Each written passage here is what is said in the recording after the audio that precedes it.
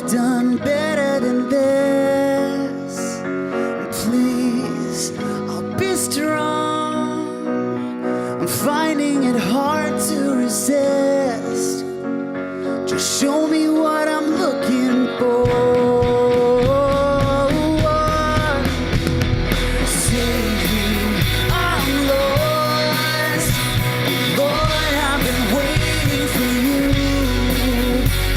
And I'll pay any cost. Just save me from being confused.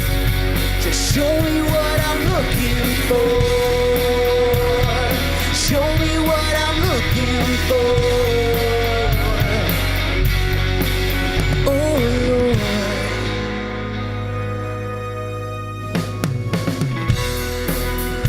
Let go. I'm finding it hard to resist. Mistakes become regrets. I'm finding it hard to resist. Just show me what I'm looking for. Save me, I'm lost. Lord, I've been waiting for you. And I'll pay any cost. Just save me from being confused. Just show me what I'm looking for. Show me what I'm looking for. Oh Lord.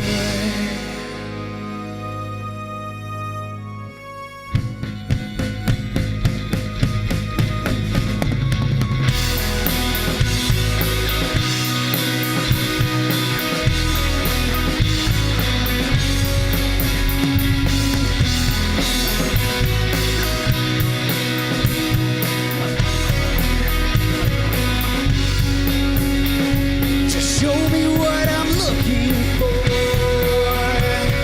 Show me what I'm looking for.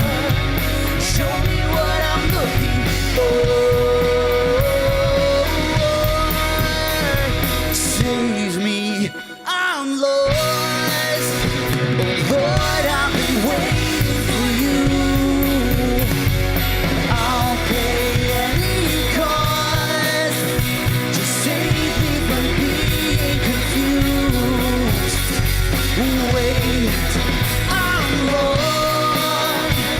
I can't do better than this.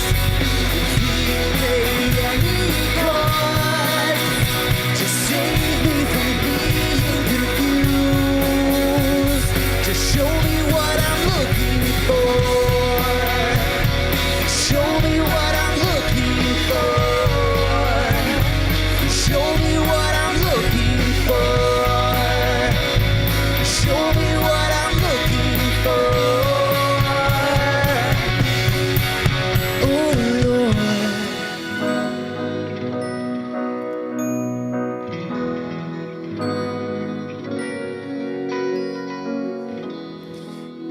Hey guys, welcome to Crossroads. We are really glad that you're here. We are in this series called Next. And throughout this series, we are kind of operating under this idea that God has hardwired us for growth. That in the same way our brains are kind of naturally made to look for patterns, that God has built something into us that desires and looks for and how to move into the next place. So we actually, the band wrote a song kind of for this specific week in this series that we want to share with you guys. And actually want to take just a second to teach it to you. It's from a book in the Bible called Isaiah.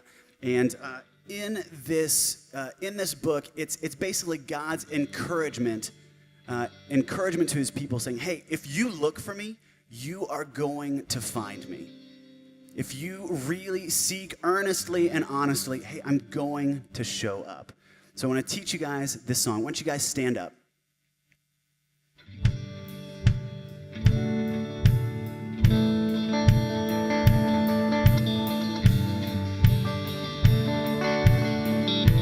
So seek the Lord. Seek the Lord and he will be found.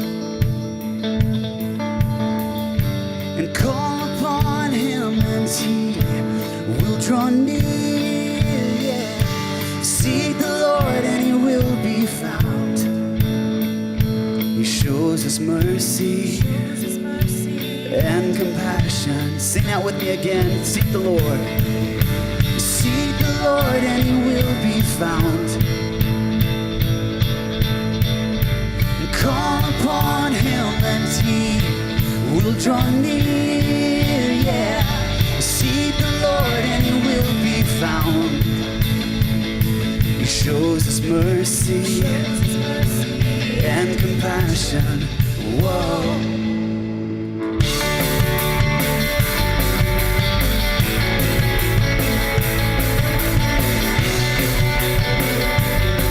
We are hungry for so much more. We are hungry for so much more.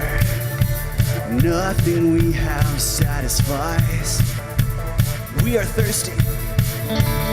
We are thirsty for healing water. Can it be found without a price? Is there more than what we know? Here we go. Seek the Lord and he will be found. Call upon him and he will draw near, yeah. Seek the Lord and he will be found. Shows his mercy and compassion. Whoa.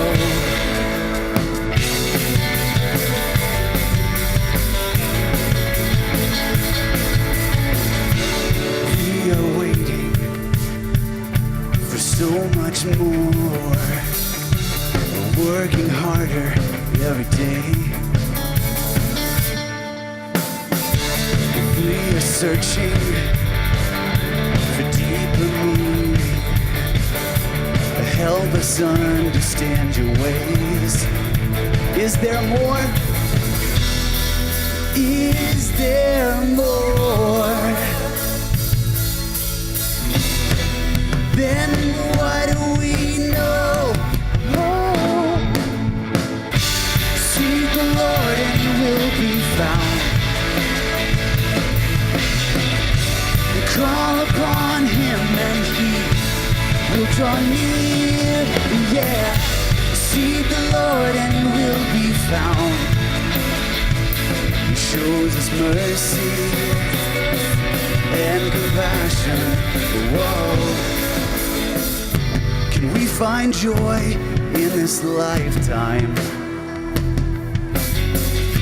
Can we find peace in the storm? Lord, help us find you. Help us listen and be still. Sing now, seek the Lord.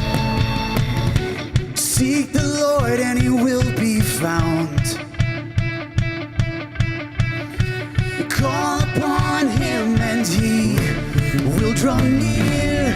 Yeah, seek the Lord and he will be found.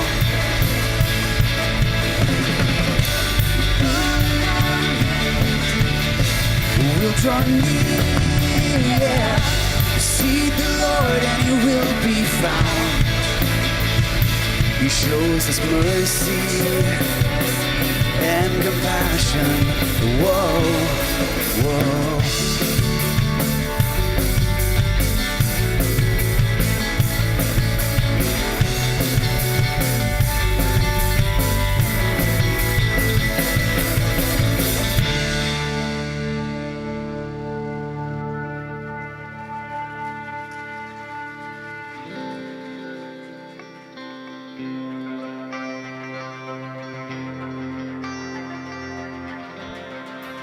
Shine your lights into the dark.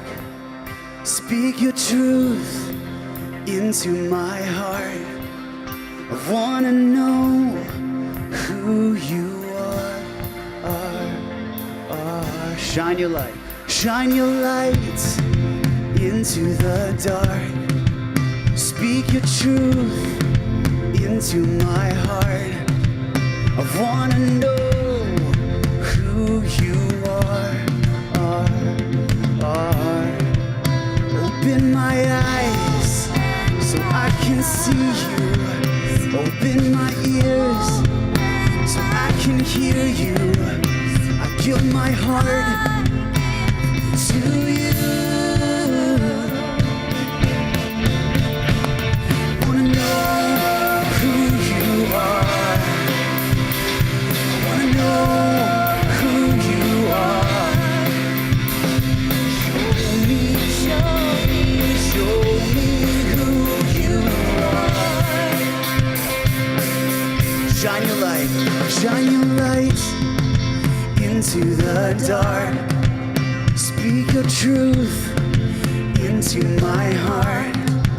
I wanna know who you are. Open my eyes so I can see you. Open my ears so I can hear you. I give my heart to you. I wanna know who you are. I wanna know who you are. Oh, show me who you are.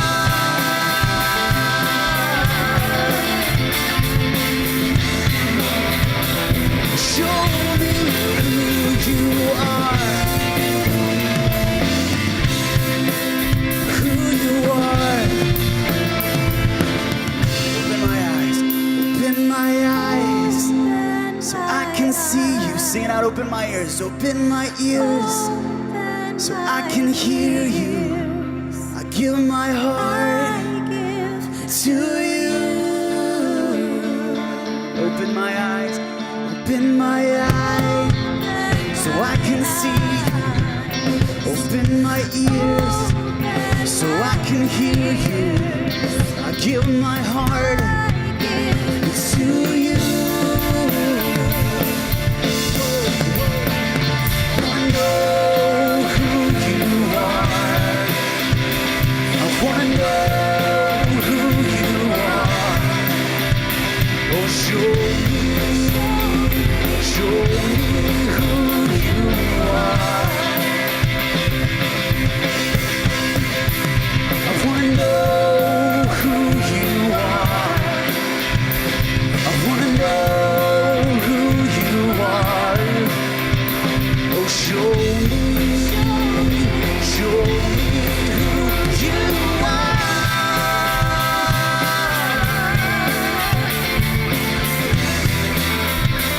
Show me who you are. Who you are.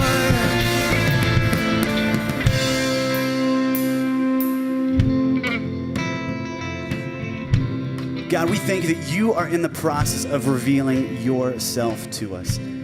God, we thank you that you tell us that if any of us lack wisdom, that all we need to do is ask. So God, we ask that we would just see and encounter more of you today, and that you would just shed a light on what comes next. In your name, amen. Hey guys, do me a favor, introduce yourself to a couple people and say hello and then grab a seat.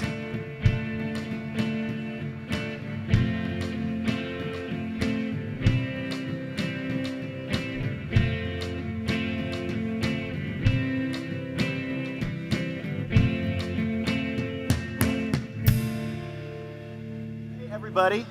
Hello. Hey everybody. Good morning. Good morning. Thank you guys for coming. We are continuing in this series that I have been just super excited about for months leading up to it. Because this question of what comes next is a big one to me, a big one. And I know when I first started coming around this place, Crossroads, it was just huge. And I just kind of hung out in the shadows and kept my head down and nobody bothered me. But then I start to feel this tug, like, hey, what comes next beyond just showing up someplace on a Sunday morning? And for me, part of that answer looked like starting to play in band. I played bass in the band for a while, and then I started volunteering with special needs and kids club. And not only did it make this big place small, it really it moved the ball down the field with me and God in a way that I didn't expect and I couldn't have planned for. So I want to talk to you guys today about getting involved and stepping in and stepping into what's next. See what I did there? In a new way. So if you couldn't tell, this place is growing like a weed, but a good weed, I guess. We've grown 25% in the last year alone. That is bonkers. And that is 25% in a crusty old middle school. So when we move into the new building in December, I just really think this place is going to explode in a great, great, great way. And so while it's not my job to convince you guys to do anything or twist your arms, I don't want to miss the chance to light a fire under your butts that hey, maybe something good will come from getting involved in a new way and to a deeper level. So 2 main ways that I want to talk to you guys about doing that. The first is first impressions. First impressions, I'll explain it this way. So we've all had that experience. You walk into a party and you don't know a soul there. It is the worst. It is the worst. Second scenario, you walk into a party and you've got that one friend who welcomes you in, shows you where the drinks are, shows you where you can grab a seat, and introduces you to a few people. Simply put, that is what First Impressions does for first-timers and regulars alike every week. They serve coffee, they open doors, they welcome people and help people find their seats, and they just break down barriers in a way that people can connect. It's super, super important stuff. Really, really good.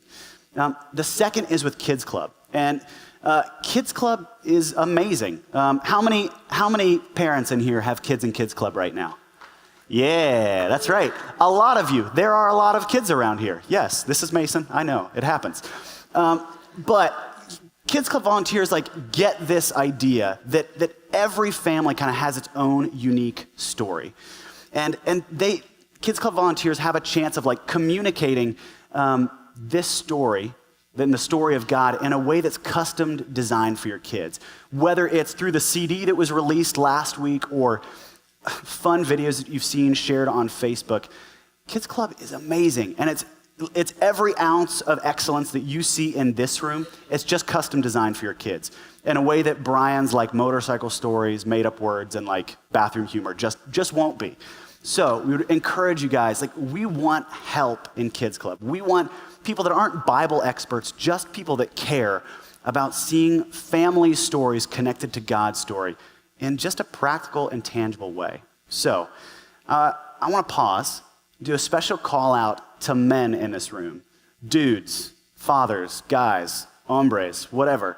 Hey, you guys need to step up. Seriously, this is if you look at any statistic on church attendance and service in America, it's overwhelmingly females. Crossroads isn't that way. Crossroads, thankfully, it has an 18-year track record of men and women partnering together to do what needs to be done. And our city hasn't been the same since. Really, really, really, really, really good stuff and important. So guys, I would encourage you to get involved. So each of you were handed one of these little serve cards right here. Pull that out right now. Pull that out.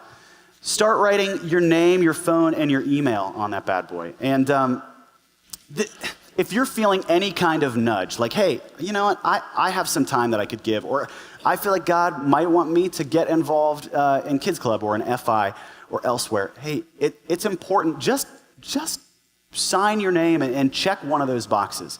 You're not signing your life away. You're just potentially responding to, if you're anything like me, you're signing up for what has the potential to impact you and change you and be part of what God has next for you. So whether it's an internal nudge or a quite literal nudge from your wife, sign that out and put it in the offering as it comes by. Cool? That was terrible. You guys are killing me. Yeah, okay. So, you think it's early right now. I have news for you. Starting October 12th, we are going to be moving to 3 services. This place is growing. We've already talked about that. Not only do we need more volunteers, we need more space. We need more room for friends and family to come and be a part of this place. So, starting October 12th, 3 services, 8:15, 9:45, and 11:15. If you're one of the people who just walked in the door or is just generally habitually late, read that as 9:30 and 11. Nothing is changing for you. But if you have, yeah, it's passive aggressive, but it's honest. But if you call this place home and have been around here for a while and happen to be a bit of an early riser, hey, take the hit, come to that 8:15. We would really appreciate it to make room for friends and family. Last thing, you can tell there are a million things going on in this place. Really, really great things. From things like CityLink and seeing it, millions invested in seeing our city pulled out of its kind of infamous place as one of the poorest cities in the nation, to providing, millions invested in providing life-saving medical care for our friends in South Africa, millions invested in seeing girls rescued from the sex slave trade in India, and millions invested in neighborhoods around this city so that our friends, our neighbors, our family can hear about God in just a language that makes sense to them, that doesn't have any pretense or bleh to it. Like, we want to be authentic, we want to be ourselves, and so that is why every week I give to this place. My hard-earned money, I give back to this place. That's because I genuinely believe that my money does more good here than it would me trying to figure out something to do with it on my own. I think when I pool resources like folks like you guys, like when we pool our money together, we have the power to tip the scales in a really, really, really awesome way. So there's 3 ways to do that. One is the little bags that come around. The second is with the Crossroads.net mobile giving app. And then the third is just online when you're at home, Crossroads.net. As that happens, I want to have you guys take a look at a video that shows this journey that I believe God has each one of us on. This journey that starts with seeking and moves on to there. So check out this video. We've all wondered what's next at some point in our lives. We get this vague sense that we're missing out, stuck in dead-end jobs, lifeless relationships, stale routines. Our grooves become ruts. We run ourselves in circles, looking for something new, fresh for that next step. So, what is next? What if we were wired for growth? What if asking what's next is what we were meant to do? What if the answer to what's next, whether we're looking for direction in dating, school, jobs, friendships, or family, was a spiritual one? Each of our spiritual journeys are unique, but they also have a lot in common. First, we seek. We ask questions. We search for the truth. We admit that we don't have the answers, but hope beyond hope that an answer exists. Eventually, we begin to trust and take a leap of faith to receive the truth of who God is and who we are. We let God love us. We start believing Jesus is who he says he is in the Bible and begin receiving our true identities as God's beloved children. The next step is to follow. When we follow, we quit negotiating and take action. We trust that God will guide us and we do what he says. We get disciplined, we work hard, we obey, and our lives are transformed. Now it is time to produce. God wants us to share what we know with our friends, helping them to seek, encouraging them to receive, and showing them what it means to follow. What's next? Seeking, receiving, following, producing. 4 simple steps taken over and over, transforming us into who God designed us to be, a team of producers who go after kingdom projects like flipping our city and changing the world.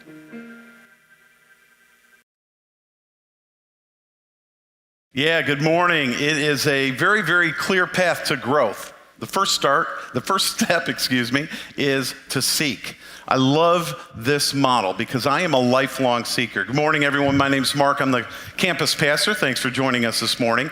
We are a little bit different. Most of the time we have video teaching, and we're coming live today to talk about this critical next step. I said that I'm a lifelong seeker. I think that we're uniquely made to seek. It's something built deep inside of us, and it's ours to uncover and continue to inspire. I remember when my kids were little, we used to do the Easter egg hunt thing. Anybody guilty? So we'd hide these colored eggs amongst the house or sometimes out in the lawn, whatever it is. And people would go and look for kind of a discontinuity in the normal environment and try to see colors. And we gave them each colors that were there so that the oldest didn't take all the eggs and so on. And they got bored with that pretty quickly, actually. I mean, they got, okay, yeah, we found the eggs, got it. And they liked the candy mostly. But eventually they started getting bored. So we changed it up a little bit and we put clues inside the eggs. And all of a sudden it was as though we unlocked the key to a totally different experience. It was fascinating because we could hide these in the most obscure places and give them clues that actually made an event out of it. And literally to this day, my 23 and 21-year-old, as well as my 17, still want to do this treasure hunt on Easter Day. It is a fascinating thing because I think all of us have this deep inside us. It's evidenced in the receipts that we have for some of the movies we watch. The Indiana Jones series has 4 movies totaling $2 billion, a half a billion dollars every time they throw out an Indiana Jones sequel. Same thing with National Treasure, another treasure hunt movie, and this one yielded 2 movies, $850 million worldwide. So it's like an automatic formula. Build a treasure hunt and they'll come to watch it. Between $400 and $500 million listening and watching the same story. It really is. And if you expand that to adventures, things like Lord of the Rings, the track record is the same. It even infiltrates things like trying to figure out if there's value in other people's junk. Like Storage Wars. Anybody see Storage Wars? They got this group of people who go out and they buy people's storage units and they're looking amongst people's junk for these things they don't know are valuable. I mean, it's an incredible pattern. It's literally built deep inside us where we are insatiable looking for things that matter, looking for discoveries of treasures that are profound.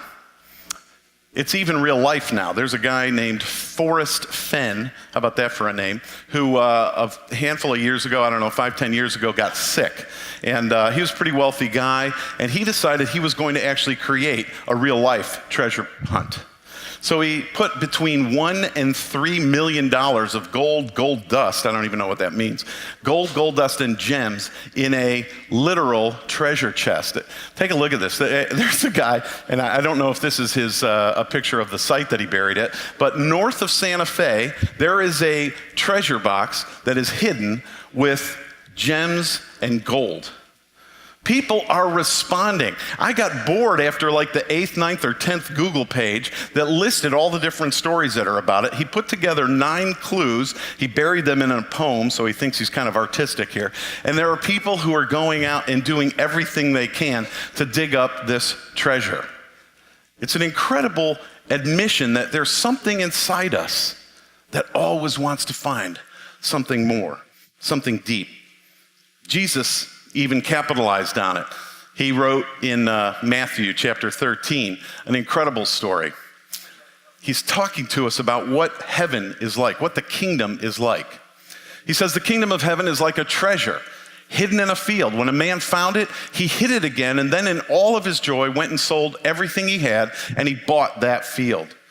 When we find something that's uniquely important to us, it changes the rules. And Jesus is saying, more than anything, the kingdom of heaven is the treasure to go after.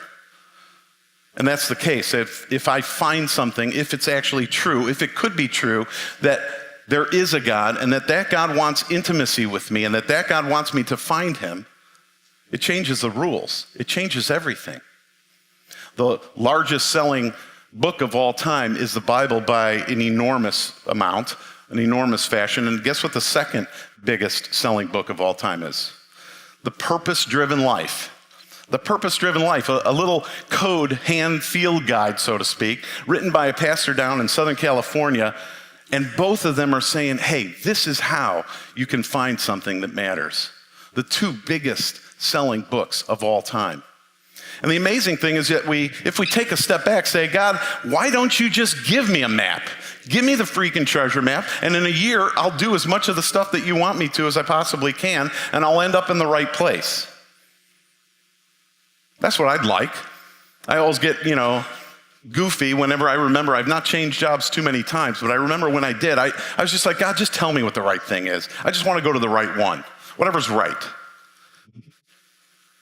Or tell me about the girls that I dated. Tell me about the wife that I'm selecting. Tell me about all these things. I just want to know because I want my life to end up the best.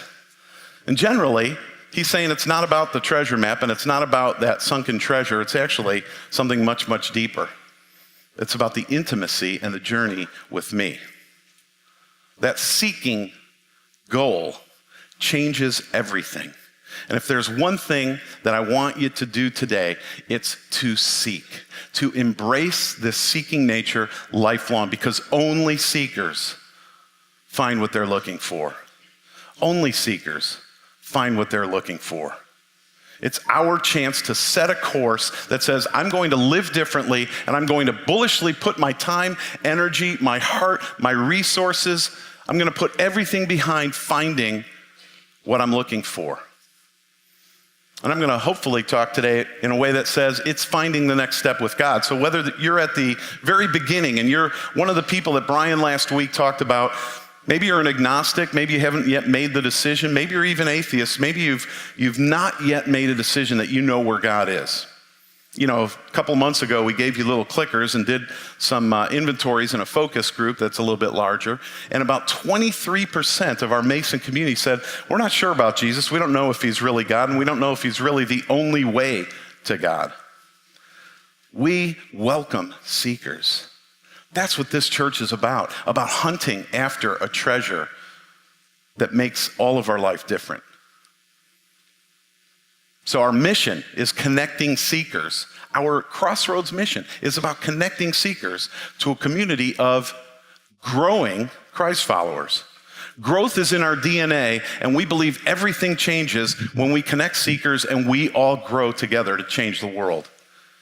It's an incredible invitation. If you're not a wanderer, if you're not after, if you don't seek, you're not going to find what you're looking for. And in fact, it's only during that you really, I believe, have a life worth living. We need to embrace that seeking heart and be ready to modify our behaviors, modify our actions to see and realize the treasure that we're invited to. Unless you're somebody who already knows all the answers, you need to seek. And I'm not sure if there's anybody in this room. I don't think you're there. It's difficult being with a person who knows all the answers, isn't it? Or they think they do. I mean, let's be candid. It is tough to be with a know-it-all. They've got the answer ready. They've already found it. They got the answer. Let me give it to you. In fact, God wants us to be the exact opposite. He's built us to seek. He's built us to long for more. In fact, one of the greatest things that I've learned in just preparing for this week is that everything that I have done to date that is of significance has to do with setting a seeking course. There's 3 things that are different about seekers that I want us to embrace and begin to implement in our lives. The first one is that hunting outrageous treasures shape seekers' lives. Hunting outrageous treasures shape seekers' lives. If you're after anything that's going to matter, if you're after something big, you've got to set a target for it. Because you don't seek if you don't have a goal. You don't go after something new and pioneer and look for a new frontier unless you have something identified. So I started looking at a whole bunch of different explorers and expeditions that have been made, and they're fascinating. I looked at Amundsen, who found the South Pole and the North Pole. I've looked at Hillary climbing Everest, Magellan and Columbus and so on and so forth, but there was nothing more exciting than finding out about the expeditions to the moon. I mean, it's a crazy goal. I know John Kennedy just said, we're going to go after it. And it set us on a different course of action. And the 2 people who walked on the moon first were incredible seekers. So I read up on them. And it's a fascinating story. They have an evidence of a lifelong seeking heart. These guys were Eagle Scouts and they went to flight school early. Armstrong even flew at the age of 6. I mean, you got to be kidding me. They became pilots and they ended up flying in the Korean War. They were war heroes, and they came back and they studied voraciously about science and the moon and exploration and weightlessness and a whole bunch of other things. They couldn't wait. They wanted to put their name in. They wanted to be part of NASA, and they want NASA to pick them to be the ones that were going on the moon. And unbelievably, they had their dreams fulfilled. They set their eyes on an outrageous treasure, to walk on the moon, and they were able to achieve that. You know, the incredible thing is that these guys were lifelong seekers, and it manifested in every part of their lives. After they got on the moon, you'd think, okay, what's left? I did it. You know, let's just fold our legs, sit up on the ottoman, and coast for the rest of our lives. I mean, what's bigger than walking on the moon? We see this thing orbiting, you know, every night. Once you do that, what's left? These guys weren't satisfied. They continued. They pushed themselves. Armstrong went into academia, actually became a professor down at UC. Amazing Ohio hero. Buzz Aldrin similarly got really involved in, became the first PhD astronaut, did some incredible inventions, has 3 patents, studied how weightlessness can be mirrored underwater, developed some training techniques, incredible stuff, and he's not done. Buzz Aldrin, still alive, recently came out with a quote about going after Mars. Let's take a look. By refocusing our space program on Mars for America's future, we can restore the sense of wonder and adventure in space exploration that we knew in the summer of '69. We won the moon race, and now it's time for us to live and work on Mars. I love how he says right up in front there, to restore the sense of wonder and adventure. He is a seeker. He's got his eyes set. He's 80-something years old. He is still pushing us to get to Mars now because he thinks it's important for America's future. And that's the position that seekers take. They are never satisfied. They continue to push and push themselves. I know that in my life, whenever I'm setting bigger sights, I try to submit myself and put my current situation on the side because I know that what I'm going to pursue is going to demand some change. So I'm pretty interested in doing some crazy things, but I never really know how it applied to my life. I was pretty successful in business, had a great career at P&G, and then I went into small business. And I remember getting into a period of my life where God was tapping on my shoulder and saying, I want you to think bigger. Now, the interesting thing is that the bigger time of my life was actually the stage that I was in right then. I had started a company that was trying to automate patient records in physician offices, and we were very successful, had a great run, had a partner who was funding all this down in San Diego, had a wonderful, wonderful experience, learned a ton. But it was very, very challenging. I was working 80-plus hour weeks. It was starting to affect my health a little bit. My wife got pregnant with our 3rd child. It was travel all the time because I had to go out to physician groups and large insurers and so on all over the country. I was running hard. Now, the market cap, the value of this company was skyrocketing. And I was earning percentages based on how the company was doing from this funder. And it was very, very exciting. So when I heard God say, I want you to seek something much bigger, it was in the context of, what are you kidding? We're crushing it. This is thrilling. I felt like God was tapping me on the shoulder and saying, well, what are you trying to do here? There's 100 players in this marketplace, and we were about the 5th or 6th largest at that time. I felt like God was saying, get going. I've got something so much bigger for you.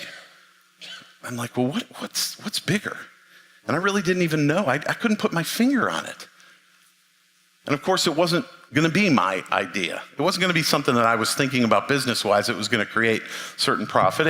He really started tapping me saying, I've got the same ideas that you're doing, that you learned at P&G about consolidating, improving the impact, using scale. I want you to do with the church. Well, that wasn't in the plans. We weren't ready. None of the valuations that were going to reward me for all this effort were going to pay off. So I'm sitting there going, wait a minute, what? Because my wife didn't marry a pastor. She didn't sign up for this life. The consequences emotionally, spiritually, the crushing of our margin and our borders. There were big costs to be had. I was sitting there going, God, are you sure? I don't even understand what I would do. I can't afford getting into ministry. What do you mean? And now I'm not recommending that any of us just stops whatever they're doing and jumps into ministry. That's not the point here. The point is that only seekers who are seeking after outrageous treasures get the life that's the fullest. And so through a handful of months, I ended up going through a transition where I started trying to get out of the company, try to get a little bit of value, and move into ministry. Now, I would have never, ever gotten into starting WizKids, starting CityLink, doing things that have changed the landscape of our city if it wasn't for him. He started putting me in circle with city leaders, people who were much smarter than me, much more connected, much more effective at getting things done. But somehow just making myself available got me into that circle. It was and is thrilling. And when we see people who are uniquely changing the direction of their lives, I can't help but look back and say, God, thanks for including me on these teams that you've thrown me into. I would have never gone after it. And it is way, way more outrageous treasure than what I was going after. You know, every adventure has a great cost.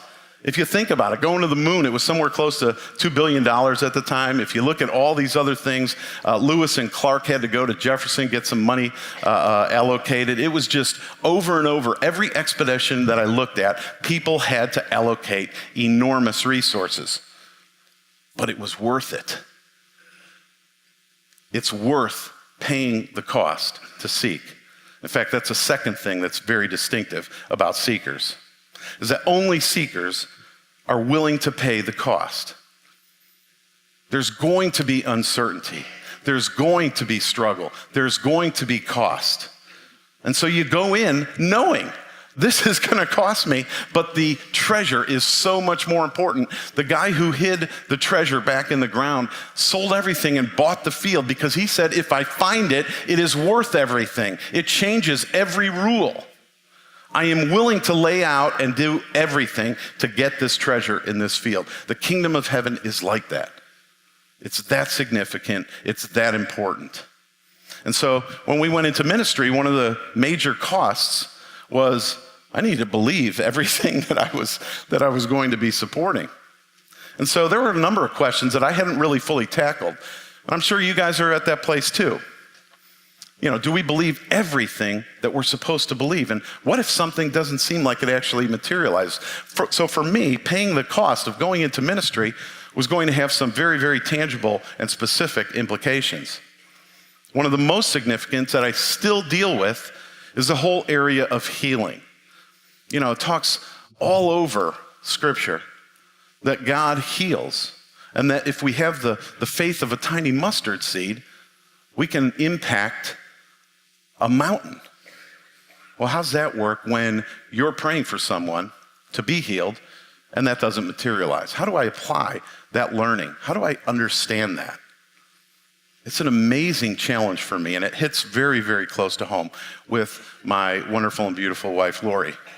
She is every day impacted with chronic pain from a deterioration of her skeletal system. Now, in order to understand the significance of this, you have to understand my wife is nuts about the outdoors. She's nuts about going and doing things outside. You literally can't sit on a Saturday morning without being tugged outside to do something. She manifests in every way that you could. She rode bikes competitively. She ran marathons. She did everything outside. And so when this disease started crippling on her back, it had major consequences. In fact, here's a picture of her running in a race. And if you see the little tag, she's the middle one in the red. If you see that little jersey that she's wearing, it says Rodale Press. Rodale Press, here she is, angry that a picture is being taken of her. I don't know what the deal is. But anyway, we have this incredible affinity to running.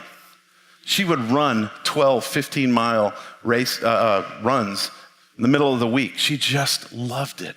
Something came alive in her. It just was it was expression and glory of God, just running. So she began to run competitively. She even changed her career, began working for a publication called Rodale Press. They do Runner's World Running, Skiing Magazine, Men's Fitness, a whole bunch of, just a slew of fitness magazines, sport magazines. And they fielded competitive teams. So when she got asked to actually run for Rodale Press, it was an honor. She did 3 hour plus a few minutes type marathon time. She was a great, great runner. And all of a sudden, little by little, she began to experience more and more pain in her back. And as she got that examined and looked at with x-rays and so on, we found that there were two 50-degree curves in her back. Two 50-degree curves that began to cripple her spine. Her rib cage became torqued. If she would lean over just a little bit, her right side is up about 4 inches above her left side of her ribs. Her hips now have torqued. She has difficulty walking. She has difficulty doing almost every sport. And this woman loves outdoors. She loves activity. So what's the cost? What is the cost to my faith when I've prayed? Folks, I'm just telling you, I'm struggling with this today. The certainty that you would expect me to have is not there. I don't understand healing. I don't know why sometimes God has used me to help a couple who were medically proven not to be able to conceive, and they've conceived. And somehow God answers that prayer, but he won't answer prayer for my wife. I don't know how to answer that. I know that seeking comes at a cost to me when I think about what is involved day to day. If she's a little bit edgy at me or something like that, I can be almost assured she's been working too hard, doing something in the yard which she's not supposed to do, or doing too much laundry, whatever it is, there's always something that ends up kind of torquing her. I'm saying, God, don't you have mercy? Why wouldn't you do something? We're laying it out there. If you're going to give anybody an answer to prayer, could you please give me an answer for this woman's back? It costs me. So I don't have the answer on this, but I have to be willing to pay the cost. And so I pray for some degree of comfort. Like, God, give her a good day today. God, just make it a great day. And I don't want to paint her. Please don't go up to her if you know who she is. Please don't go up and feel sorry for her and pat her on the head or something. That is not the point of this story. The point is that it comes at a cost to be a seeker, to rearrange and realign who you are and what you believe in. But my life would never be where it's at, and I wouldn't trade it for anything. I imagine she wouldn't trade it either. We are going down a path of comfort, and somehow we set our sights on a totally different, outrageous treasure, one very, very different than what we did. It's written even in the Old Testament by the man who was rumored to be the wisest man on earth, Solomon. He wrote the book of Proverbs, and here we have an example of how he talks about pursuing God.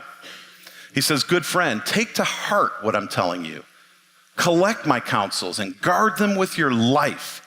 Tune your ears to the world of wisdom. Set your heart on a life of understanding."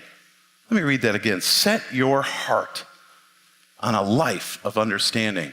That's right. If you make insight your priority, and you won't take no for an answer, searching for it like a prospector panning for gold, like an adventurer on a treasure hunt, believe me, before you know it, the fear of God will be yours. You'll have come upon the knowledge of God. There is nothing more important than setting your heart as a seeker on the biggest treasure that there is and being willing to pay the price, regardless of what it costs.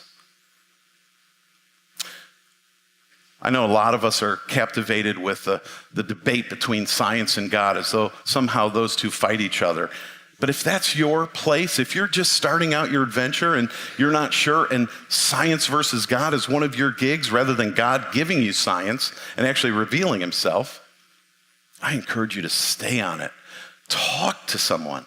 Have discussions about how does science fit into this? Is science somehow a disproof for the randomness of the world? Well, does that stack up for God, or does that stack up for an anti-God position?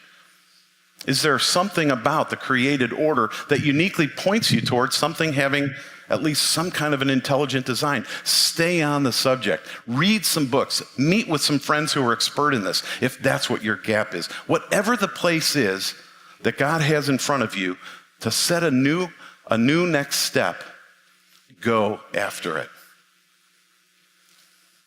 There is an incredible development in our hearts when we start to realign our course of action.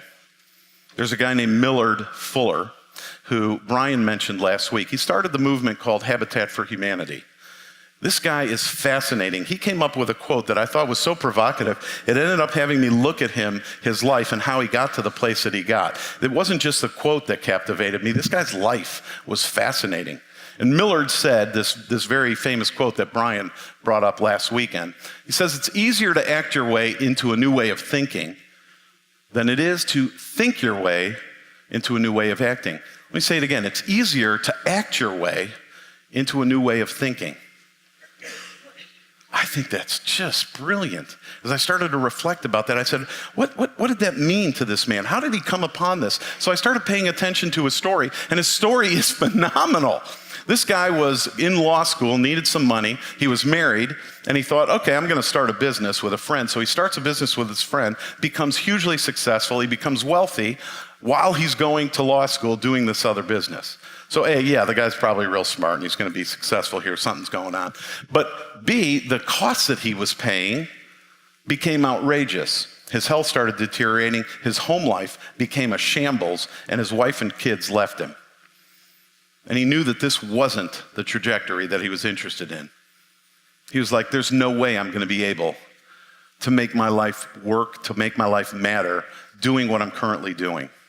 I need to change my goals. I need to change what I'm looking for. And so he went after, in great repentance to his wife, and said, I don't know what the future is, but you have to be with me. They ended up selling everything that they had and blessing other families, giving it away. And they started building houses down in Georgia. And somehow he got connected to a government in Africa that wanted to build intentionally a new village of 100 houses. They donated the land and the materials and so on. And Millard came down with his wife and family and decided to build a building project where they were going to build these 100 houses. And they became very systematic in how they built those houses. And he found out, hey, I could do this in the States, and there are hundreds and hundreds of my neighbors that need new housing. So he and his wife left Africa, came back, moved back to Georgia, and said, we're going to start a new nonprofit that uniquely blesses people who can barely afford permanent housing. Everything, if you look economically, changes when people have housing that they can own. So 800,000 homes later, 800,000 homes later, Millard is making those kinds of observations. That's a seeker. He changed everything by going back and seeking a much bigger story. It's a call to say what really matters in life. If we're at that point, what is it that we want to align ourselves to? What are our goals? Is it getting the new car updated or the house or the whatever? Those goals are fine, but are they really going to change much? Are they really going to change the world? We're after that. The amazing thing that our community has done is we've taken next steps. So when we name this series, a great thing to think about is how did we seek and take another step? How did our actions change our thinking? One of the things we did back in spring was something we called beans and rice fast. So what we did was for a week, we decided not to go out to eat. We decided not to go to the grocery store and buy our regular whatever it is, but take that money, redirect it, and try to invest it in things that were going to change the world. Now, a number of us weren't ready for that. A number of us hadn't given to that. In fact, a number of us that have given to that still don't give. But taking the next step, seeking something bigger, is profound. It does something to us. And because our community decided to do that next seeking activity, this is what happened. Let's give a look. This is a quality preschool in Roselawn run by the YMCA. Children who come here for a year or two leave here ready for kindergarten. Research shows kids who attend quality preschool read well by 3rd grade, graduate high school, and are better prepared for the future.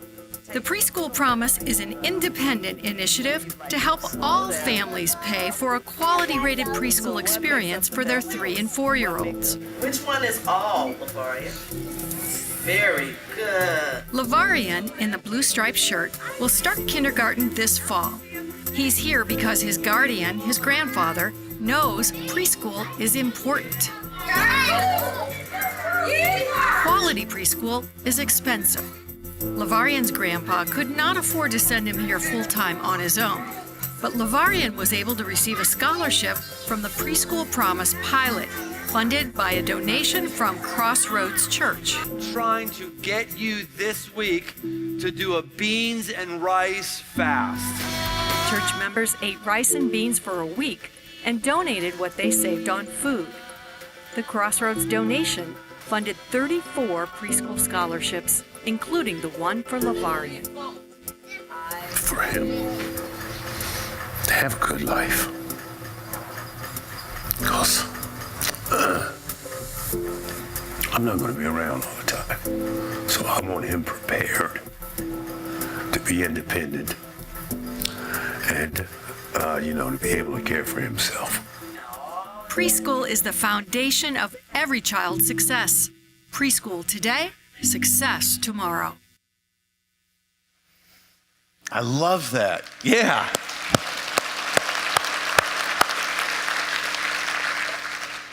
It's not just Lavarian's life that's changed, it's Derry's life. I love when he says, I'm a learner.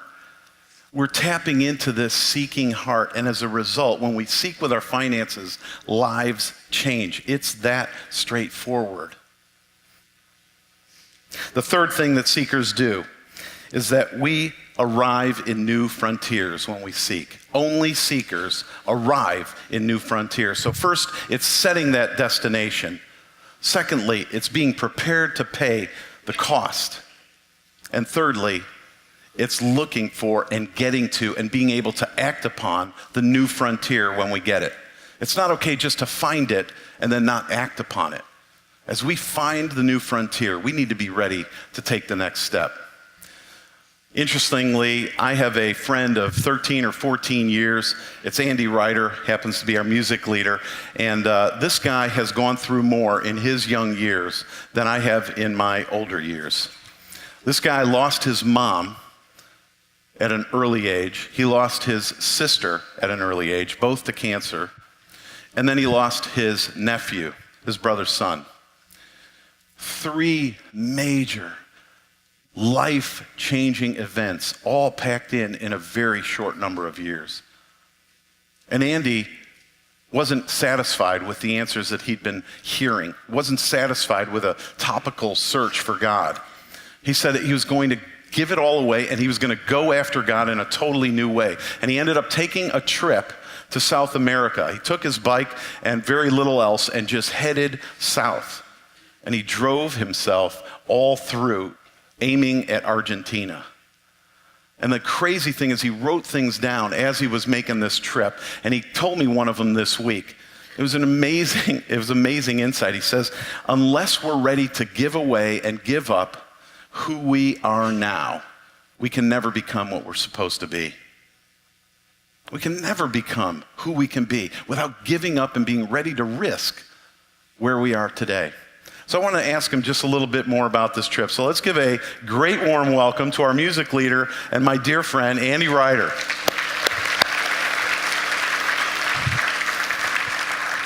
Now, the cool thing is I've known you since you were really young, and your family, and got a chance to work with all of your family, really. And I've seen you go through so many different seasons, Andy. The one that I just love for you to bring us into is what happened in this search during your trip to South America. What would you describe as what you were seeking? What would you summarize that as? I think like there's two kinds of feeling lost, I think, that we experience. And one is that feeling lost where you're still like, you're wandering, you're still moving, but you just aren't sure where you're headed. And then there's that kind of feeling lost where you're stuck and like, you just can't continue to go on the way that you've operated. And so for me, it was definitely the latter, where like I knew all of the right answers. I knew all of the pat responses or truisms that were, in that moment, were just like woefully inadequate. Yeah. And speaking of cost for seekers, what did this thing do to you? I mean, obviously it had some financial implications, but it was much broader than that. What did it cost? Cost me about 8 months. It cost me a bunch of money. It cost me awkward conversations in Spanglish. It cost me flat tires, broken down motorcycles, and it cost me this level of self-awareness and of vulnerability that I think I would have done anything to avoid had I not hit that pause button. Wow, that's profound.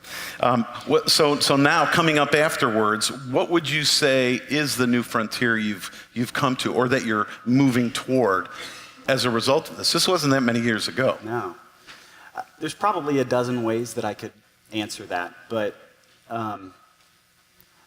it reminds me of, you know what they say about school? Like, school is less about the dates and the facts and figures that you memorize over the years. And it's a lot more about learning how to learn. Yeah.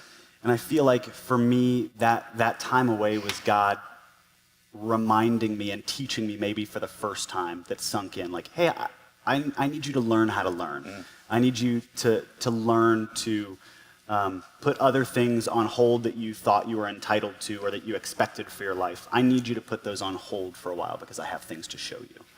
That's awesome. Andy, you are one of the people that I count on for thoughts. As you could tell from his answers, he is a deep reflector. You are an amazing gift to me, and I would say that you were really a different person since you've come back from South America. So thank you for all that. Let's give it up for Andy real quickly.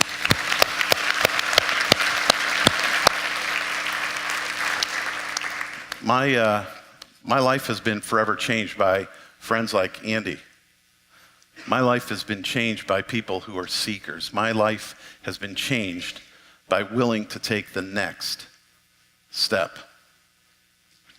There's a writer named Fred Buechner who wrote something that he observed in a parallel from the Old Testament to the New Testament, and I found it fascinating. He says in Isaiah, there's a scripture that writes about how when there is one who's going to come whose feet are to be worshiped, that when they step on and they're ready to bring the good news, their feet are ready to be worshiped. And then it reloops, and I've never seen this before, in Matthew 28, on Easter Sunday, when Jesus has actually raised from the dead, and his friends are sitting there thinking, there's no way that I don't even know what we just gave 3 years to, and they miss the whole significance of his story. And it says that when they saw him next, they worshiped his feet. Now, why isn't it his lips that proclaim the good news, the stories, the hope, the life change that's available if we seek intimacy with him? Why isn't it his hands that did all the miracles, his heart that had compassion for people? It's his feet that are pointed out in Isaiah.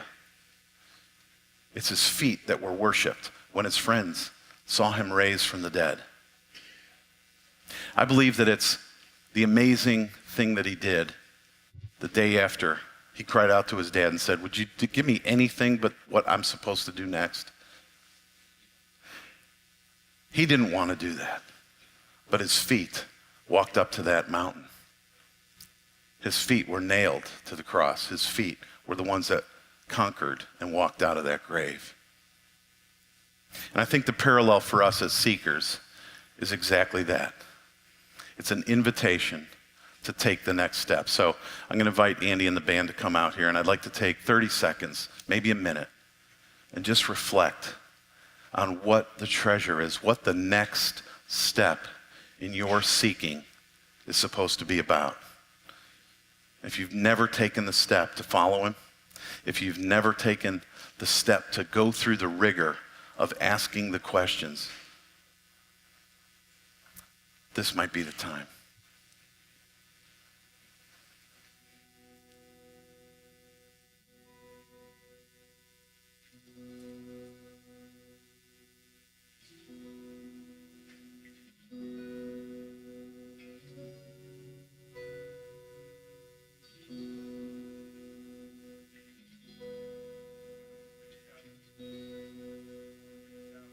And ask, what's my next treasure? God, all the folks in this room, whether they've been following you for a while or whether they haven't yet even made that decision, God, I just ask that you'd give us one next step, and that whether it's putting something in our phone to prompt us to just quiet ourselves and ask you to show up, or maybe have a good discussion with somebody that we know, or maybe it's to read certain book, maybe it's whatever it is, God, just give us a seeker's heart that hears from you, and give us your feet that took the next step. God, I want to model that. I want to be that seeker. I want everybody in our community to seek you. Maybe it's taking the next step, just serving, or whatever it is, God, I ask that we would make an intentional next step with our feet. We love you. We want to hear from you. Shout out or whisper, God, we don't care. We are listening. We pray all these things in the name of your Son who walked it out and changed the rules forever. Amen. All right, you guys, that's it tonight. We are really, really having an opportunity. Seek this week. Take that next step. Can't wait to see you next week. Bless you guys.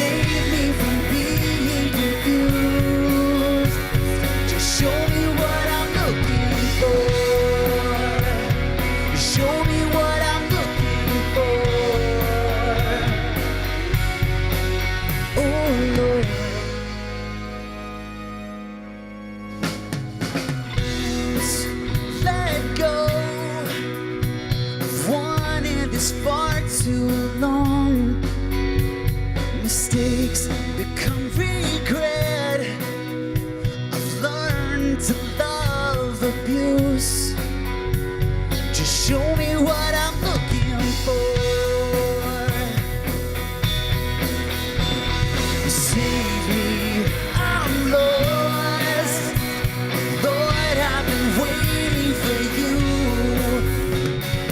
I'll pay any cost. Just save me from being confused. Just show me what I'm looking for. Show me what I'm looking for. Oh Lord.